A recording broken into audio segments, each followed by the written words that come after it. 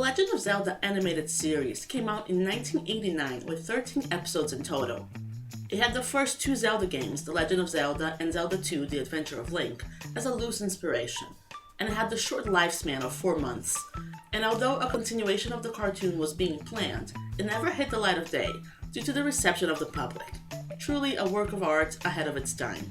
Excuse me, princess. But if you look past the cheesy one-liners, predictable storylines, and on-the-nose humor of the show, there are actually many things that originated in this animation that later on, the games we know and love would use as inspiration. Some were quite obvious, and some are speculation, so let me know in the comments if you agree that these classic Zelda things were actually inspired by the infamous animated series, or if I'm losing my mind. At number 5 we have Epona, or should I say, Catherine. Epona's first appearance was in 1988 on The Legend of Zelda: Ocarina of Time, the first Zelda 3D game that revolutionized the franchise.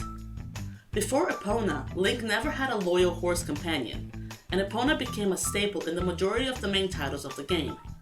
But before Epona, there was Catherine. In The Legend of Zelda animation, Link had a loyal horse called Catherine, who looked very much like Epona would come to look later on. Could Catherine have inspired Epona? At number 4 we have the Control Necklace. On episode 10 of the cartoon, called Hitch in the Works, Ganon has a magical necklace that brainwashes whoever is using it to do his will. This ends up on Zelda, who loses her free will and ends up almost marrying Ganon.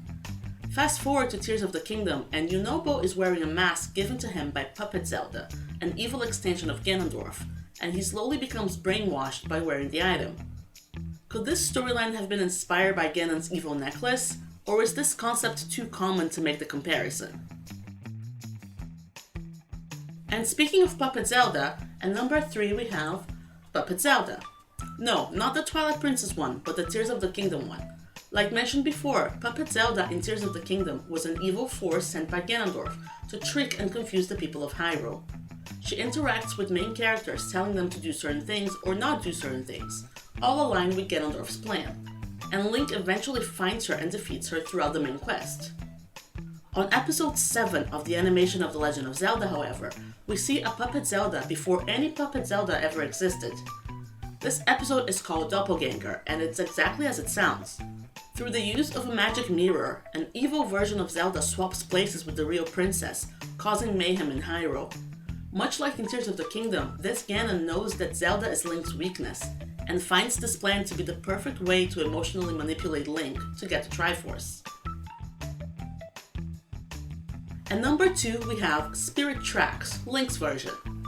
Spirit Tracks is a 2009 game where Zelda's spirit gets separated from her body due to the attack of Ko, a demon in service of Malladus. Her body gets stolen, and throughout the game, Link is joined by Zelda's disembodied spirit as they try to fight evil and turn things back to normal. On episode 12 of the cartoon though, called The Missing Link, this storyline happens very similarly, but with Link instead of Zelda. Ganon zaps Link with a spell that sends his body to Ganon's lair. However, his spirit remains, and much like in Spirit Tracks, him and Zelda go through the episode trying to figure things out, and eventually get Link's spirit back to his body. Is it possible that this one episode inspired the concept of an entire game that came out 20 years later? Before we get to number 1, here are some honorable mentions. On episode 3 of the animation, The White Knight, Link wears a very silly hat, very similar to Cece's hat in Tears of the Kingdom. It was the start of fashionable Link. On episode 10, Hitch in the Works, a robot is constructed to assist with chores around the castle, very much like certain constructs of Tears of the Kingdom. Also on episode 10, we have an actual scene of Link wind bombing, much like you can do in Breath of the Wild, although to be fair, wind bombing wasn't an intended mechanic, and it was discovered by players through glitching and exploiting of the game's physics, so this doesn't really count, but I thought it'd be cool to mention anyway. Finally, at number 1 we have Navi, the fairy companion.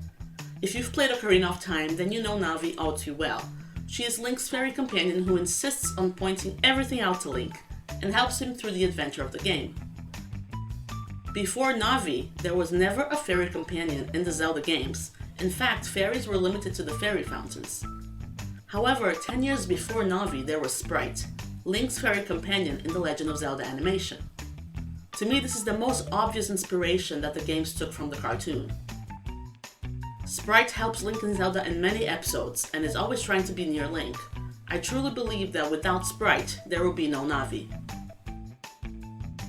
Those were my 5 things Zelda games took from the Legend of Zelda animation. Let me know in the comments if you think my list is valid or if you disagree or think certain things came from other sources of inspiration.